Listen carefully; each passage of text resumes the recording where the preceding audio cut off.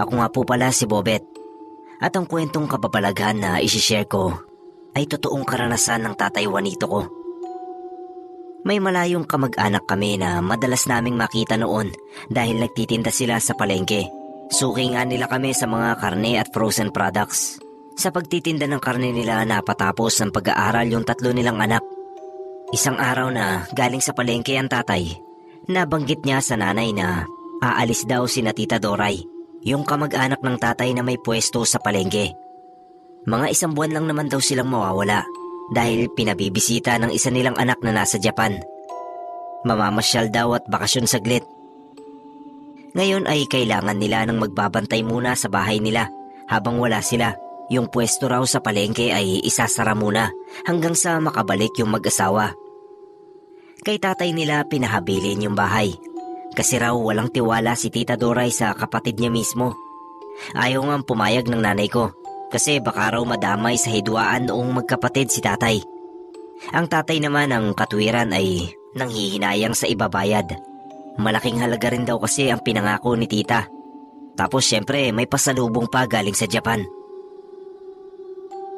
1 buwan na tumira si tatay sa bahay ni na tita.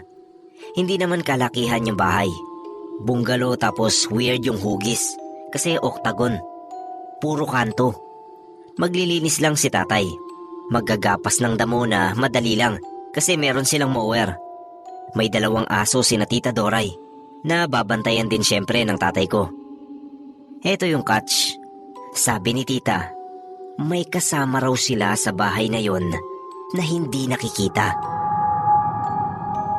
Hindi naman daw nakakatakot maliban sa occasional na pagtahol-tahol ng aso nila sa kawalan tsaka yung mga kaluskos tuwing gabi.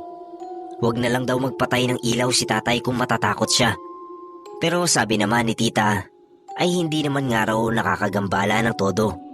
Magugulat ka lang pero okay lang naman.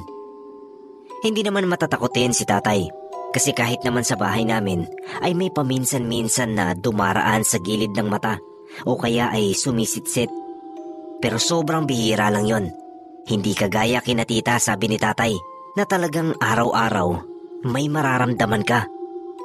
Unang gabi pa lang daw ni tatay roon sa bahay ay may narinig na siyang nagbukas ng gripo sa lababo.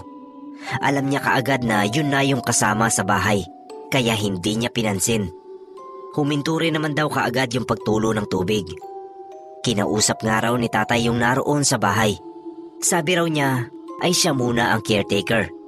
Babalik din daw ang totoong may-ari ng bahay. Saglit lang daw siya. Gaya ng sinabi ni Tita Doray, ay talagang may mga kumakaluskos nga raw sa bahay, lalo na tuwing malalim na ang gabi. May mga yabag pangaraw na pabalik-balik. Lahat daw yun, tinutulugan lang ni tatay.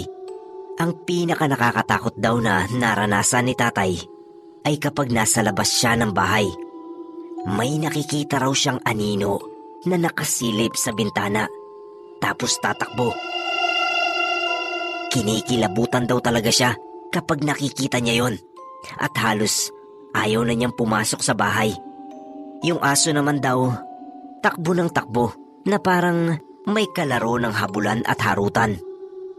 Tiniis yun ng tatay ko hanggang sa makauwi na sina tita. Kinuwento niya lahat ng naranasan niya. Sabi raw ni tita, wala raw silang nakikitang anino noon. Tsaka hindi nakikipaglaro sa kawalan yung aso nila. Tinatahulan pa nga raw noon. Baka raw dala ni tatay yung nakikita niyang anino. Sir Neb, simula noon ay napansin na nga raw ni na Tita Doray na may kinakalaro yung mga aso nila.